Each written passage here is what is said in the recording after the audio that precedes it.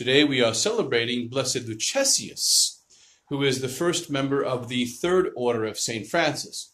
Remember that St. Francis founded three orders. The first order, which is known as the Friars Minor, the brothers and priests who live together in community, who follow the rule of 1223 based on the 1209 rule that Francis had written for the brothers. And then the second order he founded was the Poor Clares, which is women who live in a cloister and live a life of contemplation and prayer. And then he founded in 1221 what's known as the Third Order. And the Third Order began as a movement of penitence, of people who were repenting of their past sins, and they would live a life in penance, in public penance. They'd wear a tunic without a hood and a cord, and they would, or a belt, and they'd go around with a staff and sandals, and they would do public penance for their public sins. St. Francis was part of that movement when he had first had his conversion, after he left the house of the bishop, having stripped himself of everything.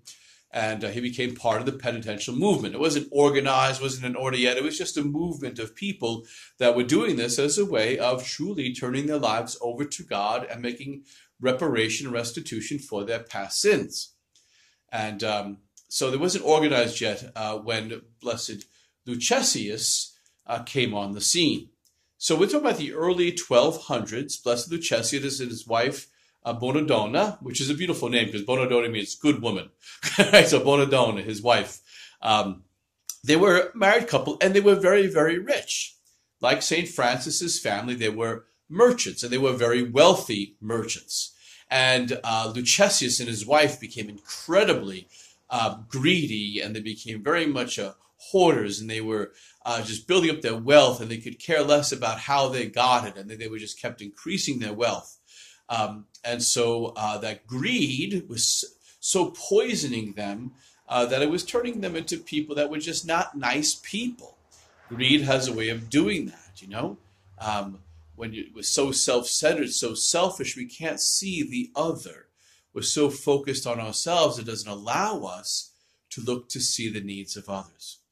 Well, something happened one day in Luchesius' life that's not exactly recounted, but he got knocked over the head by the Lord. And he began to realize just how greedy, selfish, self-centered he was, and how mean his self-centeredness was, what it did to those who were lacking, those people starving around him, and here he was just collecting stuff for himself. Now, it took a little bit of convincing, but he got his wife to understand his newfound understanding of his life, of his heart, and what was happening to his heart. And the two of them began to really pray and to really just try to really give themselves to the Lord. This married couple really began to seek God and began to change their hearts. They began to change their lives. They began to realize that they had been given so much by God that they had the obligation now to share it with others. And Luchesius and Bonadonna, they just became these incredibly charitable people. They started giving away everything to care for the poor. Now, they had no children. They couldn't have children. And so they decided that they would only keep what they needed to live on.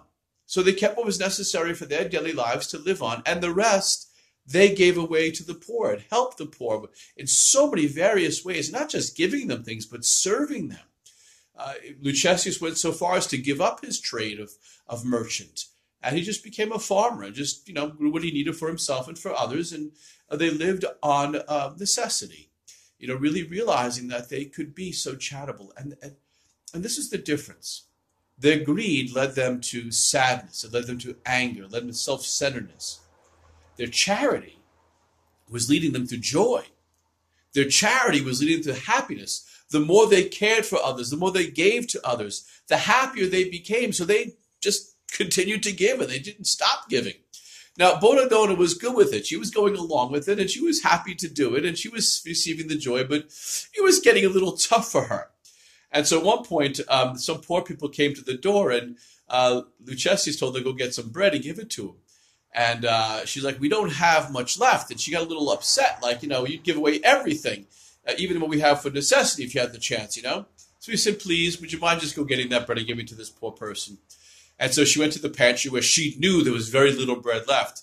And all of a sudden she found it stockpiled with bread. So there was this bit of a miracle. And so Bonadonna was like, okay, I got it. And so she was all in after that, 100%. And so these beautiful persons, the two of them just really, really served and cared for others. Now, one day it happened that St. Francis met up with Luchesius. He was happy to be preaching in the town. Luchesius came to see him, and Francis already heard about the fame of Luchesius and what he was doing in the town and caring for the people. How he gave up his business and gave up his money, gave up his food to feed all these poor people, and how he was caring for the sick.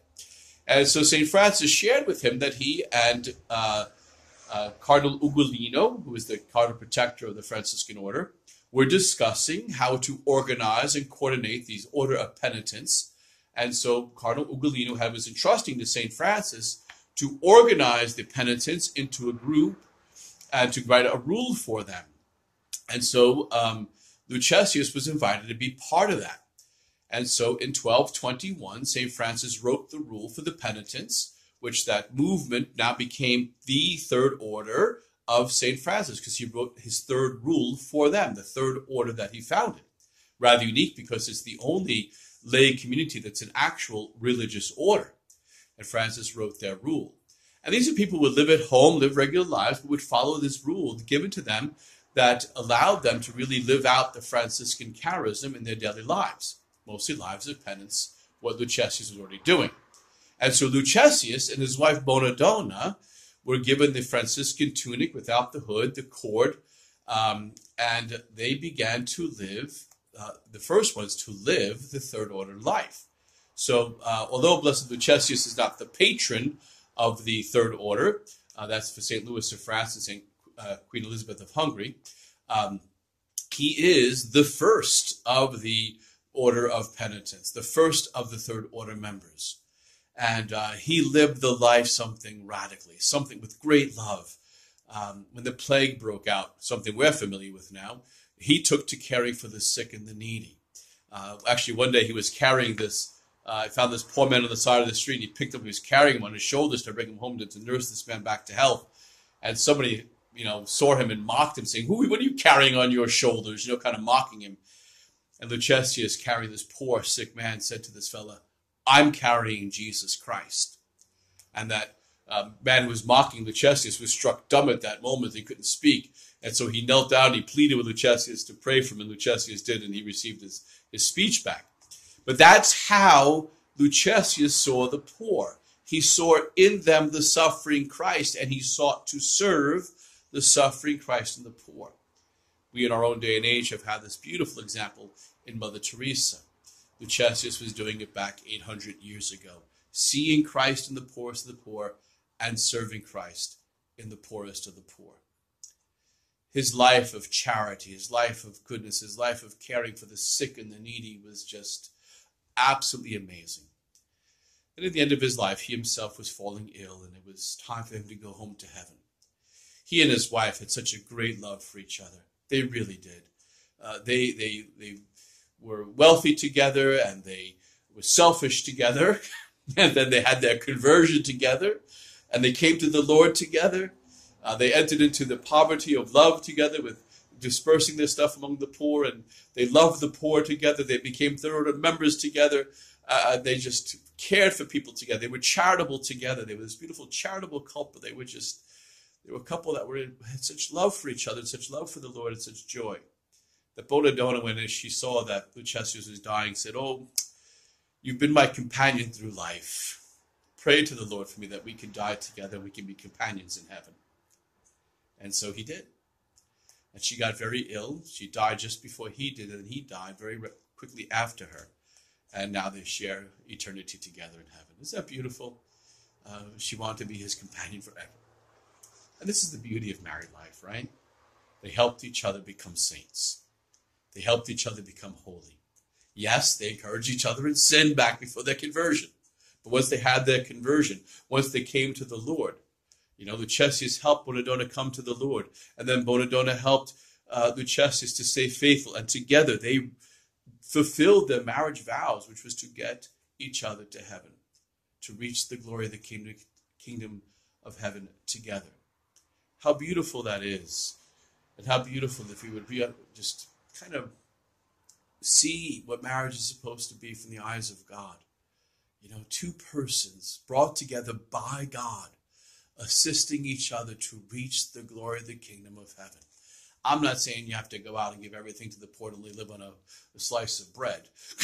However, it is important that whatever way the Lord calls you to live out your life in holiness as married couples, that you encourage each other, strive with each other, build each other up to fulfill your vows, which is to get each other to the glory of the kingdom of heaven.